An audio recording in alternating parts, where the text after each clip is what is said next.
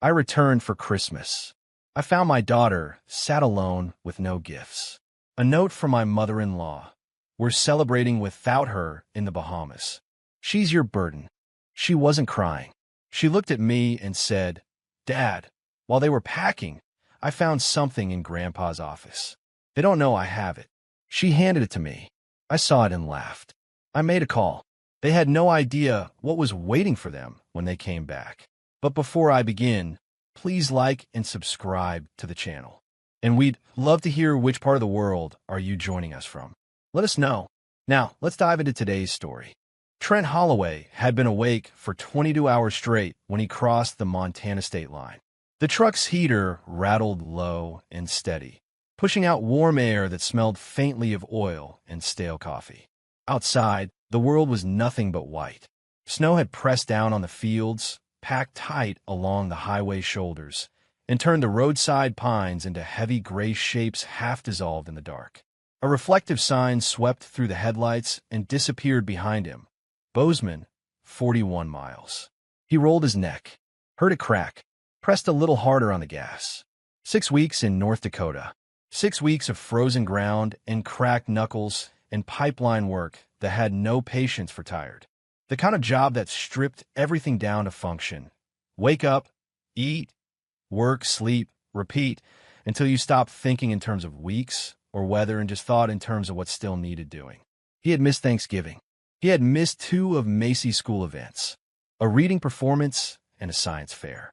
Both times, she had called him that evening and described it in careful detail, giving him each piece like she was working to make sure the distance didn't take too much from him.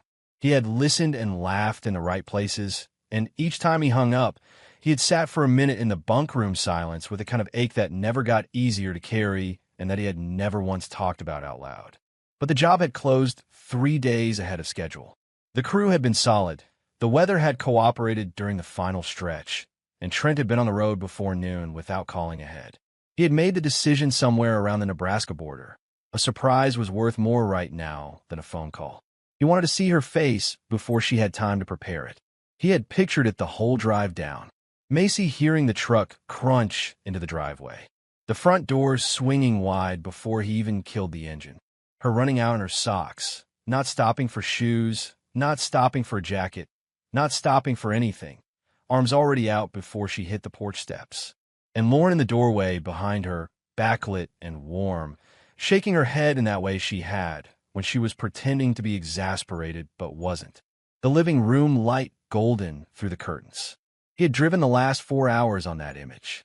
It was the kind of thinking that had kept him going through the whole 6 weeks. The kind of mental anchor a person creates when the work is hard and the distance is real and there's nothing to hold onto except the fact that there's something good waiting at the end of it. He was not a man who needed much. He had proven that across years of field work, of camps and temporary housing and meals eaten standing up in the cold. But Macy was the exception to his general self-sufficiency, the one thing he needed the way you need water rather than the way you need coffee. The work was survivable without her. Everything else was survivable without her. But he had not had a single full night of sleep in 6 weeks. And the reason, if he was honest about it, was her. The marriage was something else entirely. He had stopped lying to himself about that sometime around the 2nd year of the pipeline contracts. The quiet, steady recognition that what he came home to was less and less the thing he had married, and that the drift was not entirely explained by absence. Patricia had been in his house and in his marriage since the beginning, always at the edge of things, always shaping Lauren's responses in ways that were hard to name directly, but unmistakable in their cumulative effect. He had chosen his battles carefully over the years, which meant he had chosen to lose many of them quietly. He had told himself that was maturity, that it was pragmatic, that the marriage could absorb these accommodations and still remain fundamentally sound. He had been wrong about that, and somewhere in the last year he had started to understand just how wrong. He turned onto their street just after 9 in the evening. The neighborhood was quiet in the specific way of a block after fresh snow. Sounds absorbed, edges softened, every porch light burning amber through the hanging icicles. A neighbor 2 houses down had left a Christmas wreath on their door since before he left. Still there, faded at the edges, patient. He slowed, and pulled into the driveway. The house was dark, not the dark of people who have gone to bed early and let the room settle. A different kind of dark, something closed and withdrawn, the darkness of a place that has not been occupied in days. No light around the curtains. No flicker from the television. Even the small lamp Lauren kept burning on the side table in the living room, the one she called her way home light, a habit she had kept for the full 11 years of their marriage, was off. Trent sat with the engine ticking as it cooled. He looked at the front door. He told himself it was fine. They had probably gone to bed early. The lamp bulb had probably burned out. He reached for his bag on the passenger seat. His boots hit the driveway and sank into 3 inches of undisturbed snow. Clean surface. Not a single tire track coming in. Not a single footprint going out. The snow was not fresh. The surface had started to crust, and the edges of the flakes had merged into each other in the way that took at least a day, maybe 2. He stopped walking. He stood there in the dark and the cold with his bag in his hand and looked at his own front door, and the image he had been driving toward for 4 hours dissolved quietly, without drama. He put one foot in front of the other and moved toward the house. The front door was unlocked. A low current moved through him that he did not let reach his face. Lauren always locked that door. It was a habit pressed in her by years of her mother's consistent voice, Patricia's particular brand of caution that touched every small decision in the household like a thumb pressing a thumbtack home, whether or not the thumbtack needed pressing. The door being unlocked meant either something was wrong or nobody had thought about it on the way out. He was not sure which one troubled him more. He pushed the door open and stepped inside and stopped moving. Cold. Not surface cold. Not the kind that builds up overnight when the heat gets turned low. This was a deeper cold. The cold that accumulates over days when a house sits without movement, without cooking, without anyone running the taps or opening doors. The kind of cold that works its way into the walls. He could see his breath for just a moment before the air around him slowly equalized. He stood still, listened. Nothing. No television. No footsteps. No hum of daily occupation. And then, from the living room, small and careful, "I'm here, Dad." He moved toward it. She was on the couch, tucked under the decorative throw, the white and gray one Lauren had bought, because it looked good draped over the armrest and photographed well, the kind of blanket meant for aesthetics rather than actual warmth. Macy had her knees pulled up to her chest and her hands folded in her lap. The room was almost dark except for the pale ambient light filtering in through the snow-covered windows. She looked at him when he came through the doorway, and she was not frightened and she was not crying. She looked at him the way someone looks at a person they have been waiting for. Not desperately, but with relief, the specific relief of a child who has been managing something alone and can now stop. That expression on an 8-year-old's face was the most disturbing thing he had ever seen in his life. Not because it was hysterical, because it was composed. He crossed the room in 3 steps and crouched down in front of her. He put his hands on her knees and looked at her face in the faint light. Her cheeks, her lips, the color in her eyes. "Hey." He kept his voice low and even. "Talk to me. Where's everyone?" "They went on a trip," she said. She said it the way she might have said it was cold outside, or that school started at 8. A fact. Just a fact. What trip? Where did they go? The Bahamas. She shifted slightly under the blanket and looked down at her hands. "Grandma said I just slow them down." He stayed crouched there for a moment, holding that sentence in his chest. Then he stood up and walked to the kitchen. He turned on the light and opened the refrigerator. A jar of mustard. 2 soda cans. A box of baking soda that had been in there since before he left. He closed it, opened the pantry.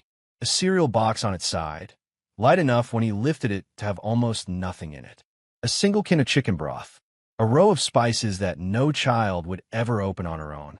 He stood in the middle of the kitchen for a moment.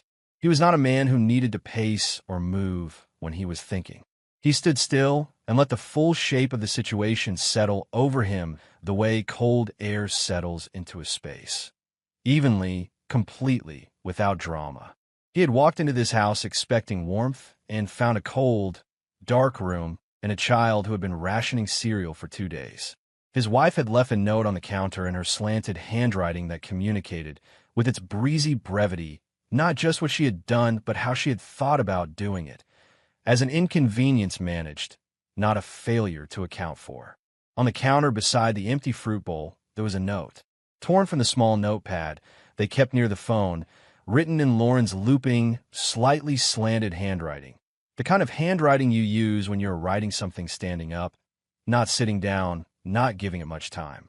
We needed a break. Macy's fine. You'll be back soon anyway. Lauren, he read it once. Then he read it again, slowly.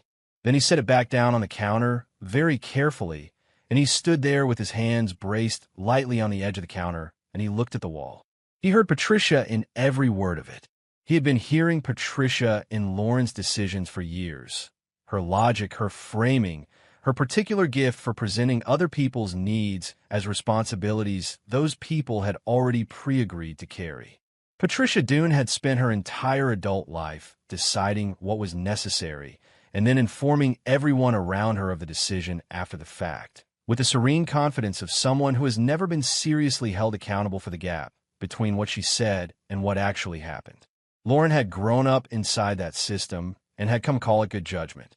He had tried, in the early years, to name what he was seeing, to point at the specific mechanism of it, the way a decision would be made before he was ever consulted, the way Lauren would present it to him as something already settled, the way any pushback on his part became, in the retelling, evidence that he was difficult rather than evidence that he had a reasonable point. He had been patient because he had loved Lauren, and because he had believed for a long time that patience was the appropriate response to something that was habitual rather than malicious. He had thought the marriage would create its own gravity, eventually, strong enough to draw Lauren free of Patricia's orbit. He had been wrong about that. The orbit had only tightened, and now it had produced this, a note in slanted handwriting in a cold house and a child who had been surviving on water for a day because she did not want to be a problem. He walked back to the living room and sat on the edge of the coffee table, facing Macy. "When did they leave?" he asked. 3 days ago." She was watching him with steady eyes. "What did you eat?" She pulled the blanket a little tighter and looked at it. "There was cereal. I had that for 2 days. I tried to make it last." She paused. "Then it ran out." "Then what?" "Water." She said it simply, without complaint. The way she said it was what hit him hardest. The matter-of-factness of it, the absence of self-pity. "I didn't want to call anyone. I didn't want to make trouble for anyone." He sat very still for a moment. He was aware of something happening in him that was not like anger, though it was born from the same place anger came from. It was quieter, more final. The feeling of a load-bearing wall that has been quietly undermined for years suddenly going solid. Not cracking, not breaking outward, just resolving into a new permanent form. A door swinging shut at a depth he wouldn't fully measure for days, maybe weeks. He reached out and placed one hand gently on the side of her face. Her skin was cool, not dangerously cold, but the cool of a child who has been surviving on inadequate warmth for several days. "You are not going to have to do that again," he said. She looked at him. He held her gaze. "I promise you that," he said. She believed him. He could see it happen, a small, invisible release of something she had been holding. She had not cried once since he walked in. She had not asked him for a single thing. She had just waited with the patience of someone who had decided to trust the waiting, and now she could stop. He tucked the blanket properly around her, stood up, and went to check every room in the house. He made eggs, found 3 at the back of the fridge, a last half stick of butter wedged in the door. He scrambled them slowly and properly, not rushing, not letting his mind pull him away from what his hands were doing, and toasted the last 2 slices of bread and poured her a glass of water from the filter on the tap. He set it all in front of her at the kitchen table and sat across from her and watched her eat. She ate steadily and without fuss, the way she ate most things. She had always been a child who didn't perform her feelings at the table. She ate what was in front of her and thought whatever she was thinking and occasionally reported on it when she was ready. About halfway through the plate, she looked up at him with the particular expression of someone who has been waiting for the exact right moment to say something. "Dad, I found something." He waited. "While they were packing in Grandpa's office," she said. "Before they left, they were in there a long time. Boxes and stuff. I went in after they drove away because I wanted something to read." There are a lot of books in there, and nobody ever cares when I take one. Walter Dune had been a careful and private man. He had built his money over decades, the way men of his generation often did, quietly without broadcasting, through a combination of land investment, rental properties, and managed accounts that he had tended with the same steady, undemonstrative attention he brought to everything. 3 counties worth of holdings. Properties in Bozeman and Missoula.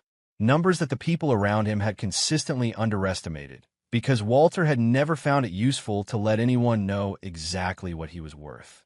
He had died 2 years ago of a heart attack on an ordinary Tuesday in October. Patricia had assumed control of the estate within days, moving through the legal machinery of it with a brisk, organized competence that everyone around her had interpreted as grief management, as strength, as a natural extension of a woman who had spent 4 decades running a household and simply applied those same skills to a larger task. No one had looked closely. There had been no reason to look closely.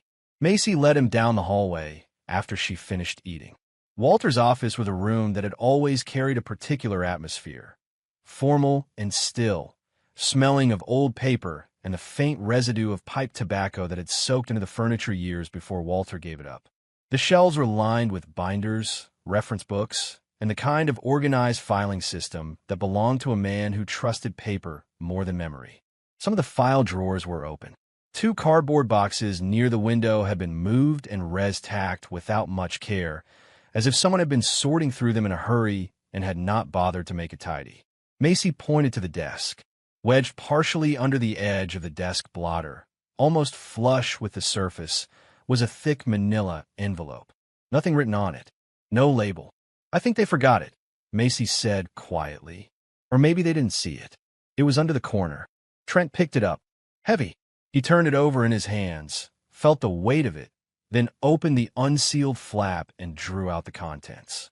He spread them across the desk, slowly and methodically. Bank statements going back 3 years, from accounts he had never seen referenced in any estate paperwork. Property transfer deeds for 3 parcels of land, each stamped with a recording date that fell within the first 60 days after Walter's death. Fast, he noted, moving fast.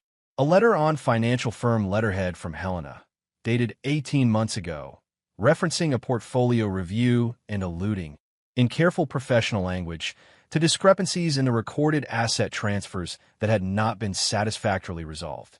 And beneath all of it, held together with a single metal clip, a will. He recognized the format immediately. He had seen a copy of Walter's will during the weeks following the funeral.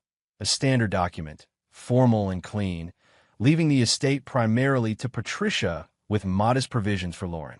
A document everyone had accepted without question, because there had seemed to be no reason not to, and because Patricia had moved through the process so smoothly and efficiently that questioning it would have felt like an insult to a grieving widow. This document had the same letterhead, the same legal language, but the date was 14 months earlier than the version that had gone through probate, and the terms were completely different. He read it once, quickly. Then he set it down and read it again, more slowly, not because he had missed anything, but because he needed to let it settle. The estate, the properties, the managed accounts, the majority of what Walter had spent his life building, was to pass into a trust established for Macy's benefit, to be administered until she turned 25. Trent was named as trustee and estate guardian. Lauren received a modest living provision sufficient for her basic needs. Patricia received her personal property and the family home she had been living in for 30 years. Nothing more. Walter had known something. He had not said it to anyone, as far as Trent could tell. He was not a man who aired his concerns or made announcements. But he had seen something in the women who lived closest to him, something he had decided he could not leave unaddressed, and had done the only thing available to him. He had written it down, signed it in front of witnesses, and left it to the law to carry. Trent stood in that room for a long moment, holding the will in both hands. He let out a short, dry sound, not quite a laugh, but related to one. The sound of understanding arriving late, of pieces that had been scattered across years suddenly settling into a shape that seemed, now, to have been obvious all along. Patricia hadn't brought her daughter and her grandchild's father's absence and all her careful logistics to bear on the Bahamas trip because she needed a vacation. She had come to this office to finish what she had started in the weeks after Walter died, to make sure that every piece of paper that could undo what she had done was gone. And she had found everything she was looking for except this. This she had left behind. He looked toward the doorway. Macy had already gone. He stacked the documents carefully, returned them to the envelope, and tucked it under his arm. He turned off the office light, walked to the kitchen, and sat down at the table. He took out his phone. The attorney he called had handled a property boundary dispute for him 3 years ago and was known around Bozeman as someone who did not get excited or verbose unless the situation required it. When Trent laid out what he was looking at, briefly, specifically, without editorializing, there was a silence on the line that lasted a full 5 seconds. "Don't touch anything else in that room," the man said. "Don't photograph anything and don't send it anywhere. Bring the whole envelope in at 8 tomorrow morning." "I'll be there," Trent said. He hung up, put the envelope on the counter where he could see it, went down the hall to sit with Macy until she fell asleep, which didn't take long. She was out within 10 minutes, curled on her side under a blanket he had retrieved from the linen closet, a real one this time, heavy and warm. He sat in the chair beside her bed and listened to her breathe and let the full weight of the evening rest on him without pushing it away. She had been alone for 3 days. She had run out of food, and she had not called anyone because she had not wanted to be a problem. She had waited. He was going to make sure she never had to wait like that again. Caleb Rourke's office was on the second floor of a brick building on Main Street that had outlasted 3 separate renovation waves in that part of downtown without changing much about itself. The carpet was old, and the furniture was solid, and the man behind the desk looked like he had been constructed for exactly this kind of room. Broad across the shoulders, unhurried, with a listening quality about him that made you feel as if every word you said was being accurately filed rather than merely heard. He read through the documents for a long time without speaking. Trent sat across from him and let the silence work. Outside the window, Bozeman's morning traffic moved through the slushy streets below. The slow, careful movement of a city that was accustomed to winter and had made its peace with it. He had left Macy with Dot Farrell 2 doors down, a retired schoolteacher who had known Macy since infancy and who had opened her door that morning, looked at Trent for exactly 2 seconds, and said, "She'll be fine. Go. No questions. No further discussion." Caleb set the last page down. He placed his hands flat on the desk surface and looked across at Trent. "This is real," he said. "Not a draft. Not a preliminary. Properly executed, valid signatures, valid notarization. And the date on it predates the version that went through probate by 14 months. He tapped the edge of one of the property transfer deeds. These filings happened fast, within 60 days of Walter's death. In my experience, that's not how an estate settles naturally. That's how it settles when someone is moving deliberately. He picked up the bank statements, and these account movements were never reported to the probate court. "Is the will they submitted forged?" Trent asked. "That's for a forensic document examiner to determine, and we will retain one. What I can tell you right now is that the document you brought me is legitimate, and the combination of a hidden original will, unreported asset transfers, and the filing speed on these deeds is already enough to open a serious estate fraud investigation against your mother-in-law." Trent nodded once. "And Lauren?" Caleb leaned back and turned a pen in his fingers. She signed 3 of the 9 transfer deeds. 3 separate dates, spread across 6 weeks. Either she understood precisely what she was putting her name to, or she allowed her mother to manage her hand without asking enough questions. He set the pen down. Courts have seen both versions of that story, and I'll be honest with you. The distinction matters less than you might expect when there's a signed instrument with your wife's signature on it. What matters is the outcome, and the outcome is documented. Then there's the matter of Macy, Trent said. Caleb's manner shifted slightly, not softer, but more deliberate, the way a man moves when he is choosing his language with care. "I need everything documented. Medical examination today. Not this afternoon, this morning. I want a pediatrician's report in hand. I want photographs of the house as you found it. Any security camera footage that establishes the timeline of who came and went and when. Phone records that confirm your wife knew your return date. He opened a fresh notepad. If you can build that package, I can file for emergency temporary custody by the end of the week. That means Lauren cannot remove Macy from the county without a court order while the hearing is pending. And the financial case runs alongside it, Trent said. Parallel tracks. The child endangerment case is faster and cleaner. The fraud case is bigger. Together, they make each other stronger. Trent looked at the documents spread across the desk. Walter's careful handwriting on the original will, the notary stamp, Lauren's neat signature on the transfer deeds. All of it patient and quiet and waiting. File everything, he said. He worked through that week with the same focused precision he brought to pipeline jobs. No shortcuts, no steps skipped, every piece of information documented before the next piece was started. On the first full morning, he took Macy to Dr. Ellen Foss, who had been their family pediatrician since Macy was a toddler. Ellen was thorough and unhurried, and when Trent explained what had happened in plain, factual terms, she conducted a complete assessment without comment. She noted the mild dehydration, the weight reading that was down from Macy's last visit 3 months prior, and an elevated resting heart rate consistent with physical and emotional stress. She completed her written report and had it ready by 4 that afternoon. That evening, Trent sat at the kitchen table with his laptop and pulled the security camera footage from the cloud account it automatically uploaded to. He went through the files frame by frame. Lauren's car left the driveway at 10:47 a.m. on a Tuesday. After that, nothing. 3 days of footage with no vehicle returning, no figure at the front door, nothing passing through the camera's field except wind and blowing snow. The timestamp ran clean and unbroken. He printed the summary and the key still frames. Then he pulled their last full text exchange, going back 2 weeks. The message in which he had written 2 more weeks at least carried a red receipt. Lauren had seen it the morning it arrived. The follow-up message, in which he had mentioned possibly finishing early, but said he couldn't commit to a date, was more ambiguous. But the first one, the clear one, was there. She had read it, and she had known. He put everything into a folder on the kitchen counter and started a second one the next day. The bigger piece came on the 4th day. Caleb had spent the first 2 days of the week working his network of contacts, a quiet, deliberate process of calls and outreach that Trent was not privy to in real time, but that produced results.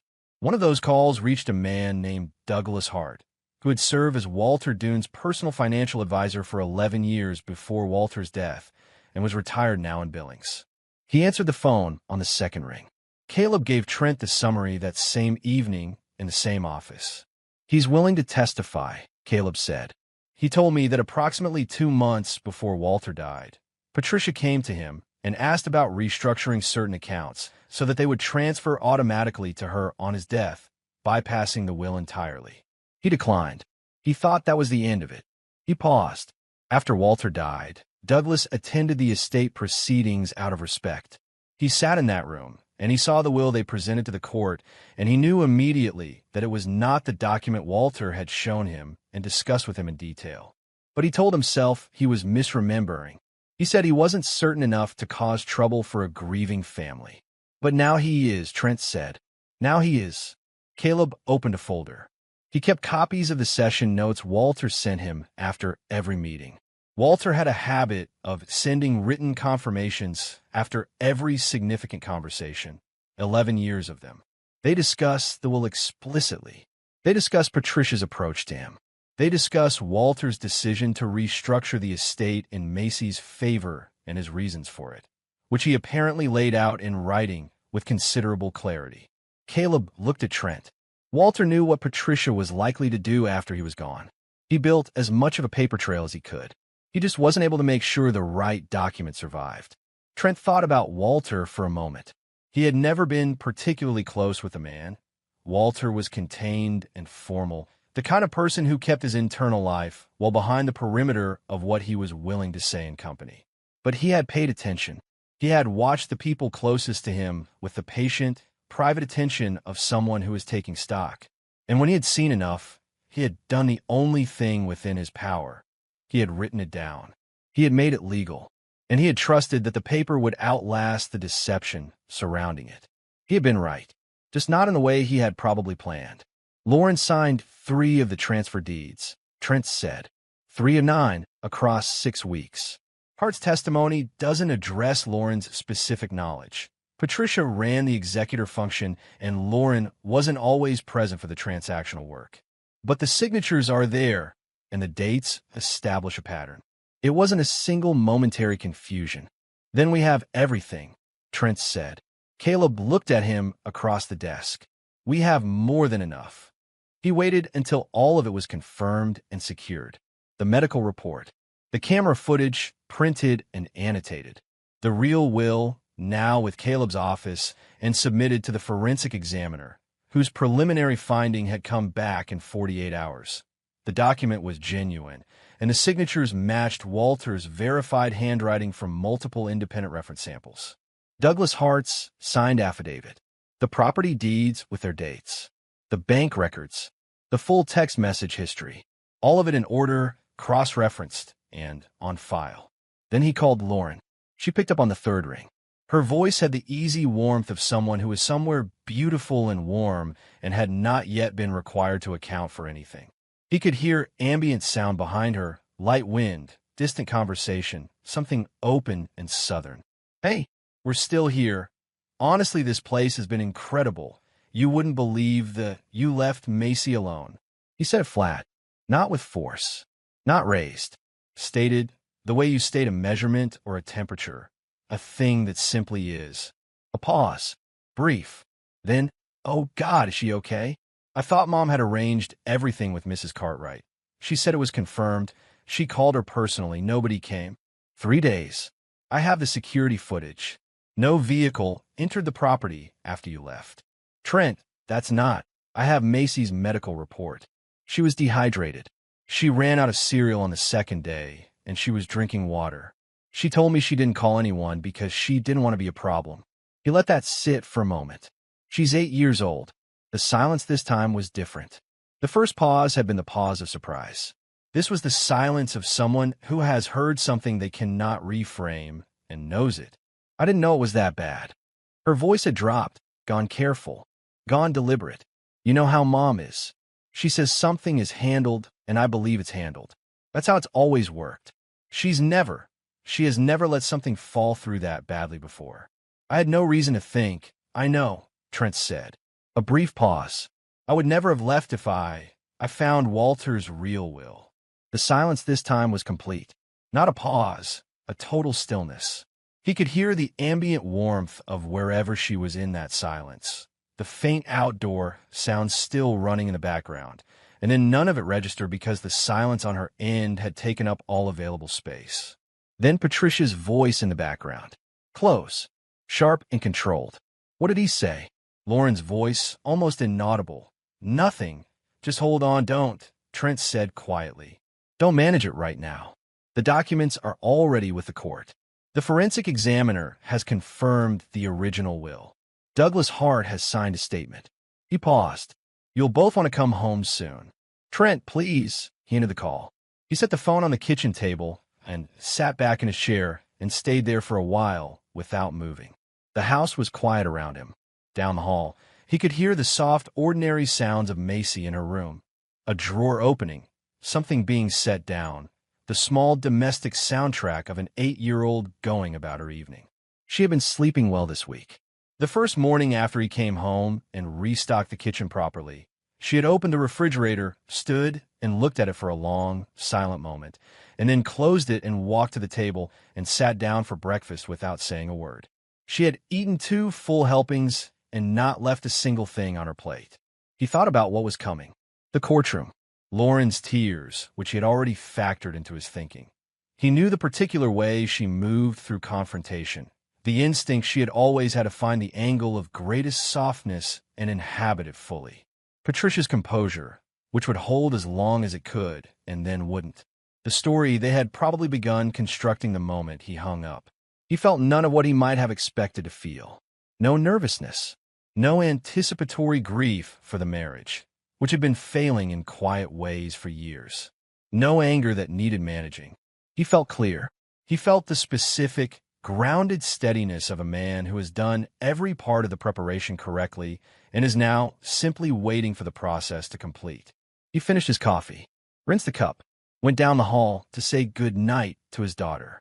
The Gallatin County Courthouse sat 2 blocks from Main Street, pale-bricked and functional, the kind of building that makes no claim to grandeur but accumulates weight through the sheer volume of what has been decided inside it over the years. The morning was cold and the sky was a hard, washed-out blue above the snow-covered rooflines. Trent arrived 20 minutes early. He walked the block once before going in, an old habit from years of construction and pipeline work, the habit of walking a space before you commit to it, understanding the physical reality of a place before the work begins. Then he went through the doors, nodded to the court officer, and found the right room. He chose a seat near the back wall, despite Caleb's earlier suggestion about positioning. He wanted to watch the room fill. He had not slept particularly well in the days leading up to this morning, but it was not the kind of sleeplessness that comes from anxiety. It was more like the sleeplessness of someone who has work that is still running through his mind, not because he is uncertain about it, but because his mind was doing what trained minds do, running checks, going over the sequence, making sure nothing was left in an uncertain state. He had woken early each morning this week, had lain in the dark for a few minutes, and had been unable to find anything he had missed or left undone. That, in itself, was its own kind of reassurance. He thought about Macy briefly. She was at school. He had dropped her off that morning, and she had climbed out of the truck and collected her backpack and turned to look at him through the open window with the expression she sometimes had, watchful, assessing, older than she should need to be. "It's today, right?" she had said. "Yes." She had looked at him for a moment more. Then she had said, "Okay," and walked through the school doors without looking back, and he had sat there for a moment watching the doors close behind her before pulling away from the curb. It filled steadily over the next 20 minutes. He recognized a handful of faces, old neighbors, people who had known Walter through his land dealings, a woman from Macy's school who had heard something through someone else. They took their seats and spoke in low voices and directed careful, neutral glances toward the front of the room with the particular expression of people who have already formed opinions they are being appropriately polite about not displaying. Lauren came in through the side door with her attorney, a sharp-dressed man whose leather portfolio and measured stride communicated professional competence clearly enough. Lauren was dressed simply, in pale blue, without jewelry, her hair pulled back in a way that was clearly considered and deliberate in its simplicity. She moved slowly across the room, and her eyes were already red at the rims. She sat at the defense table, folded her hands flat on the surface, and kept her gaze down. Patricia entered 2 minutes later. She walked the way she always walked into any room she expected to have authority over. Chin up, pace measured, the unhurried movement of a person who has always been the one setting the terms of any space she entered. But Trent read her in the first 3 seconds.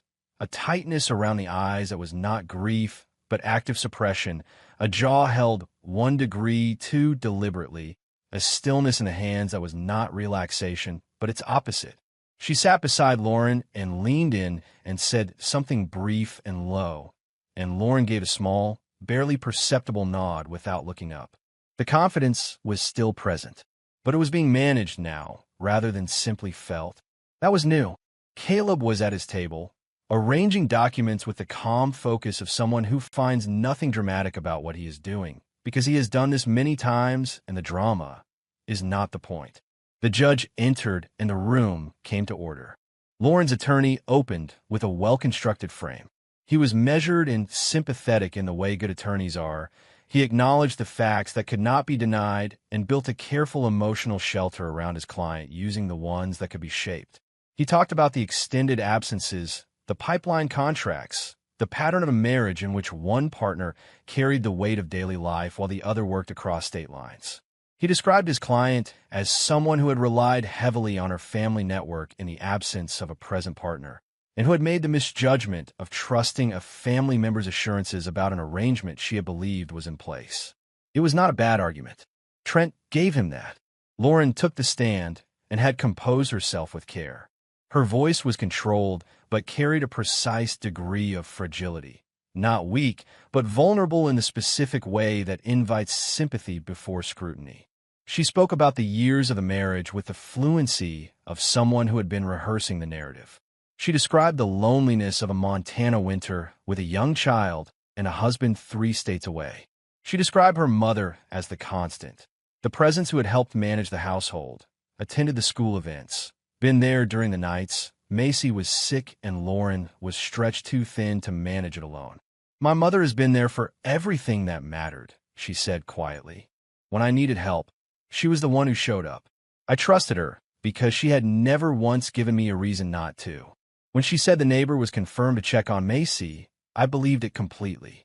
I want this court to understand that I would never in my life leave my daughter without knowing she was cared for.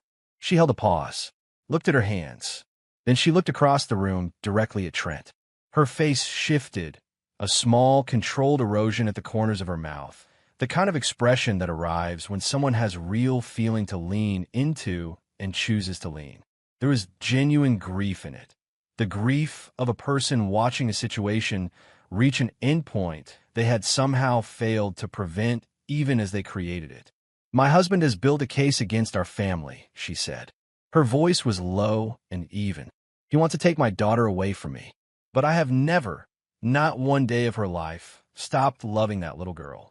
Not for 1 hour. The room absorbed it. He could feel the slight, collective adjustment, people recalibrating, weighing what they had just heard against what they already thought they knew. The particular breath-holding that happens when one version of a story is presented well enough to create real uncertainty about the other one. Trent sat with his hands folded in his lap and his face neutral. He did not look at the people in the seats behind him. He did not react. He had expected every note of this, every calibration. He had watched Lauren move through difficult conversations for 11 years, and the instinct was always the same. Find the position of greatest softness, inhabit it fully, redirect the narrative toward her own experience until the other person starts wondering if the problem is actually themselves. She was not lying in the simple sense of fabricating things that hadn't happened. She was arranging what had happened so carefully that the most important parts became invisible. It almost worked. He could feel the moment when it almost worked. Then Caleb stood. He did not raise his voice. He moved through the evidence with the unhurried patience of a man who has learned that facts do not require performance. They require order, clarity, and the patience to present them without getting in their way. He started with the abandonment. He produced the security camera summary, a printed timeline with still-frame captures attached, showing Lauren's vehicle leaving the driveway at 10:47 a.m. on a Tuesday and not returning for 5.5 days. He walked the judge through each frame: the empty driveway, the unbroken snow surface, the absence of any movement at the door across 3 full days. He presented Dr. Foss's written report: mild dehydration, below baseline weight, elevated heart rate, and the physician's documented opinion that the child had gone without adequate nutrition for a minimum of 40 to 48 hours.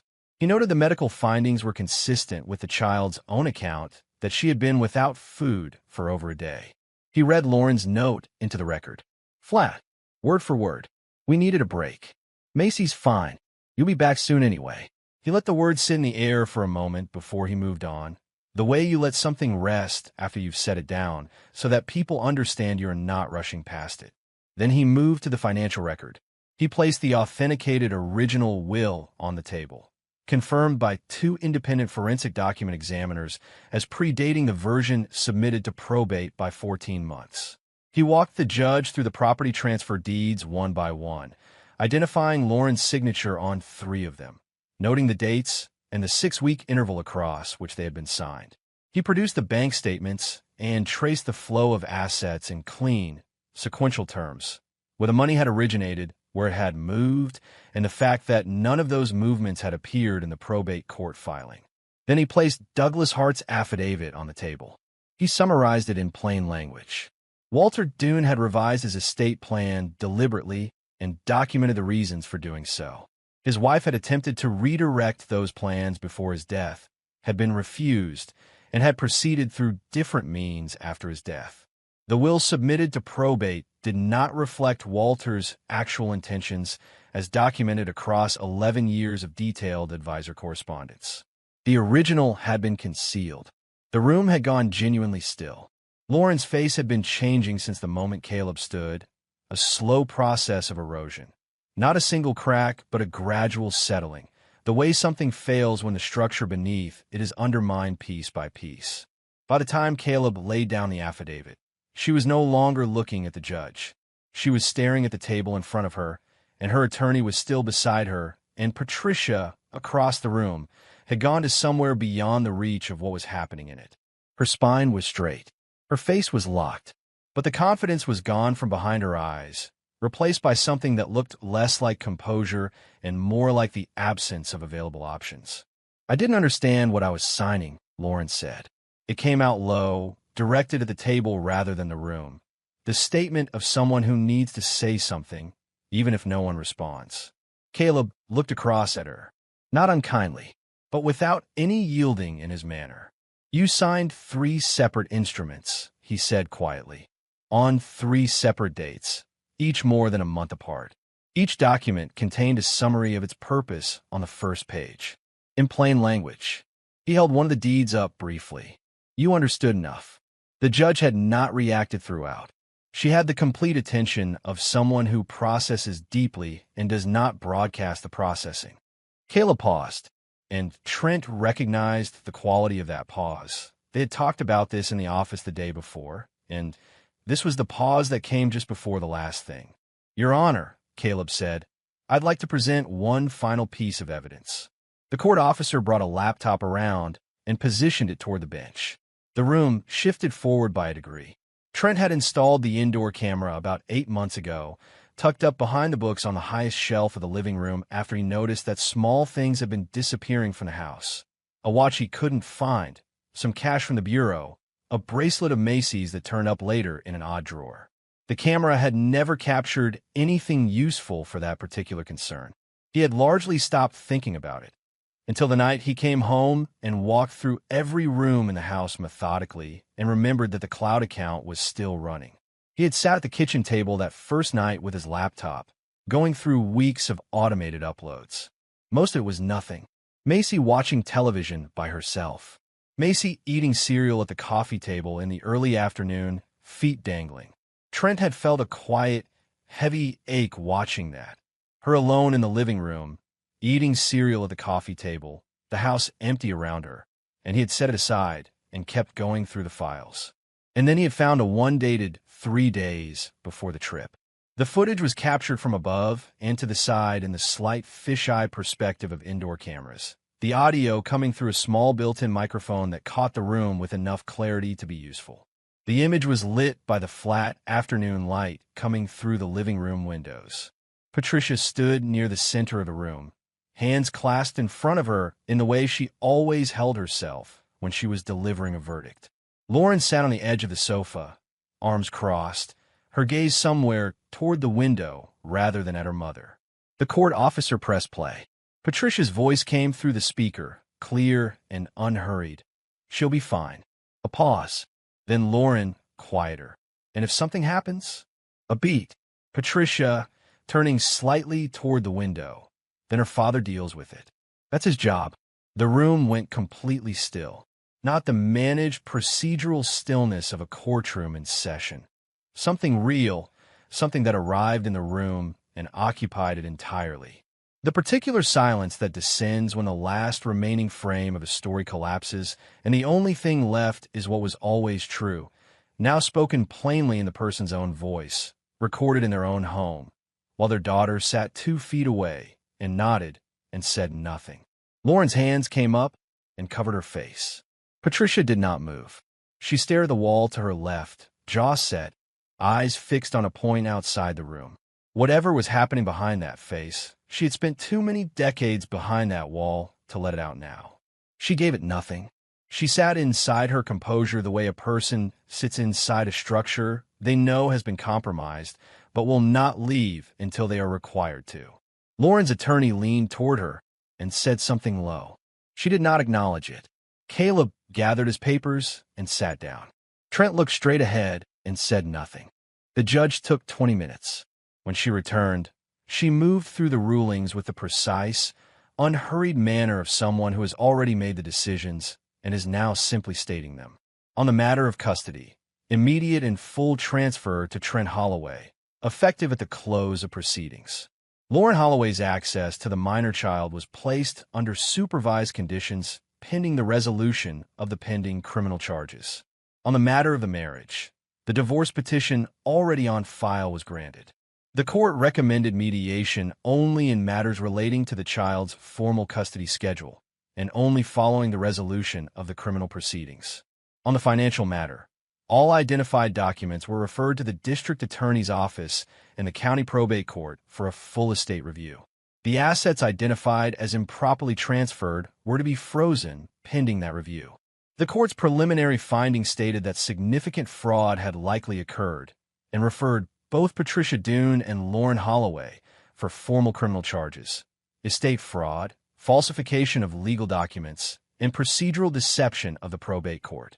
The child endangerment charges, filed the previous week through County Child Protective Services, were confirmed and entered to both women's records. The court officer moved first to Patricia. She stood when required. She held her wrists steady and submitted to the process with the formal, deliberate stillness of someone performing composure as a final act of self-definition. No outburst, no argument, no expression directed at anyone in the room. She walked out with her spine straight and her eyes forward, her face a closed door. She did not look at Trent. She did not look at Lauren. If there was something collapsing behind those eyes, she had spent too many years behind that particular wall to let it out now, and she was not going to let it out here. Lauren was different. When the court officer approached her table, she was already coming apart. She rose unsteadily, one hand briefly on the table's edge, as she turned toward the room and found Trent across it. He held her gaze without flinching and without expression. He gave her nothing, not cruelty, which would have cost him something, and not softness, which she had not earned. He simply looked at her the way you look at the result of a series of choices that belong entirely to someone else. "Please," she said. The word came out stripped of context, directed at no one. Just the word itself, loose in the air, looking for something to land on. She was still talking as the officer led her through the side door, still reaching for the version of the story in which she was the one who needed to be understood, still explaining the way she had always explained, not lying exactly, but arranging, searching for the angle of the narrative that would turn this into something she could survive. The door closed. Her voice stopped. The room exhaled. Caleb came to stand beside Trent, and they walked out together without hurrying. The afternoon outside was cold and sharp and very quiet. The sky the luminous pale gray of a late winter Montana afternoon. Traffic moved along the block below. A snow plow turned at the far corner and ground its way up the street. "Estate transfer hearing in about 6 weeks," Caleb said. "Should be straightforward, given the record at this point." "Good," Trent said. Caleb glanced at him. "You doing all right?" Trent thought about it honestly. "Yeah," he said. "I am." They shook hands. Caleb went back inside. Trent walked to his truck, started the engine, and drove home. He stopped at the grocery store on the way. He filled a cart without a list, working from memory. The things Macy liked, the things that had been absent from that refrigerator when he came home. He was deliberate and unhurried about it, the way he was deliberate and unhurried about most things. A man who had just come from a courtroom where the last chapter of a very long and damaging situation had been formally closed, buying groceries, because dinner still needed to happen. Because the ordinary things did not pause for the extraordinary ones, and he had always found more comfort in the ordinary things anyway. He thought about the call he would need to make to Macy to tell her he was on his way home. She was at Dot's again today. He had explained enough to Dot without explaining everything, and Dot had understood enough without needing everything. That was the specific social intelligence of a woman who had spent 30 years teaching children. The ability to read a room accurately and respond to what was actually needed rather than what was technically asked. He thought about what came next. The estate proceedings. Caleb's 6-week timeline. The matter of Macy's life going forward. her schooling, her stability, the gradual process of a child who has absorbed a significant disruption, working her way through it at her own pace. He was not a man who needed to plan everything, but he was a man who needed to know where the next step landed before he put his weight on it. And the next step was clear: home, dinner, tomorrow morning. The day after that, he loaded the groceries into the truck and drove home through the last of the winter afternoon. Weeks passed. The criminal proceedings moved at the pace they always moved when the evidence was extensive and well documented, methodically, without drama, through a series of hearings and procedural steps that Caleb handled and summarized for Trent in brief weekly calls. Patricia's attorney filed motions that came to nothing.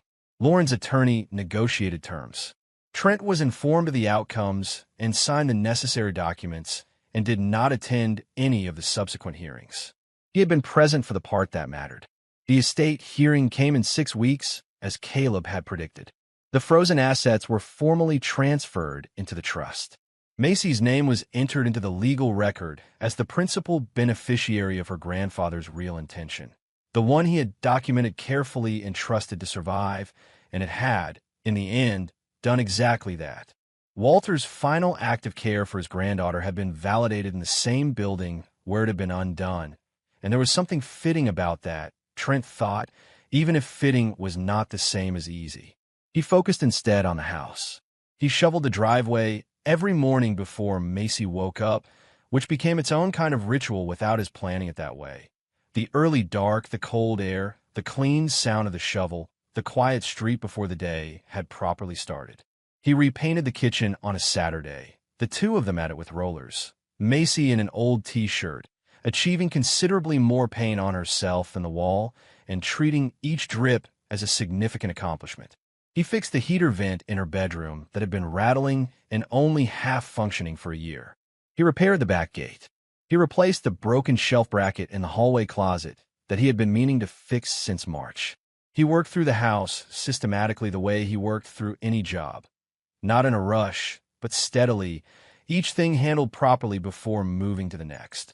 Macy, for her part, had come back to herself gradually and completely. She ate well. She slept through the night without the broken, light sleep of the weeks before. She started reporting on things at school again. Small things, the way children do, the kind of detail that means nothing to an adult and everything to the person telling it. She had a friend named Petra who apparently had very strong opinions about which lunch table belonged to whom. She was reading a book about wolves. She had decided, without announcing it, that the decorative blanket she had spent 3 days huddled under was not good enough for actual use, and had dragged it to the donate box in the hallway with the expression of someone handling unfinished business. Trent had not said anything. He had just added a second blanket to her closet shelf. He replaced the living room lamp, the way home light. He took it down and put it in a box in the garage, and he and Macy drove to the hardware store on a Thursday afternoon and stood in front of a display of floor and table lamps for the better part of 3 minutes. She had moved methodically along the row, reaching out to touch each one in sequence, considering each with the focused expression she brought to decisions she took seriously. "I like this one," she said, pulling a lamp with a green ceramic base toward her. She said it simply and without hedging, the way she said most things, as if the matter were settled the moment she said it, which it was. He carried it to the register, and they drove home and set it up before dinner, and it sat on the side table in the living room and burned warm and steady, and neither of them mentioned where the previous lamp had been or why it was gone. On a Tuesday evening in late February, Trent was finishing the dishes when Macy came in and spread her homework across the kitchen table. She settled into it with the focused, private concentration she brought to anything she considered worth her attention. Pencil moving, one foot tucked under her on the chair, eraser occasionally enlisted. The kitchen was warm. The light above the table was steady. Outside the window, the February evening had come in dark and quiet. He turned off the tap, dried his hands, sat down across from her. She looked up. "Dad, yeah." She turned her pencil in her fingers, the way she always did when she was deciding whether to say something. "Are they in jail?" He held her gaze. "Yes," he said. "They are." She considered that, looked back down at her homework. After a moment, she said, "Okay," and picked up her pencil and went back to work. No further questions, no elaboration, no performance of feeling.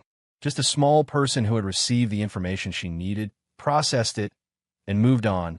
The way people move on when the thing they feared most has been named and placed and made to take its actual size rather than the enormous, shapeless size it had while it was still unnamed.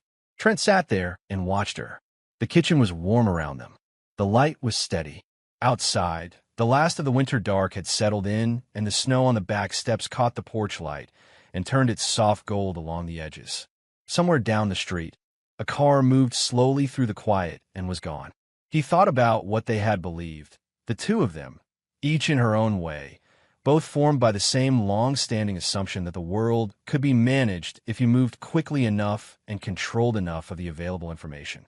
They had believed that a man who worked pipeline jobs in another state and came home tired from it would not look closely. That a man who had spent years choosing not to start fights would go on choosing that. That documents could be buried and timelines could be obscured and a child could be left in a cold house and lives could be rearranged in someone else's favor if you acted before anyone had time to organize a response. They had underestimated Walter, who had seen what was coming and written everything down and trusted it to survive him. They had underestimated Macy, who had found the envelope in the quiet of an empty house and held it carefully and waited for her father to come home. And they had underestimated Trent, who had arrived 3 days early in the dark and the snow, and who had understood within 20 minutes of walking through that door exactly what had been done and exactly what he was going to do about it.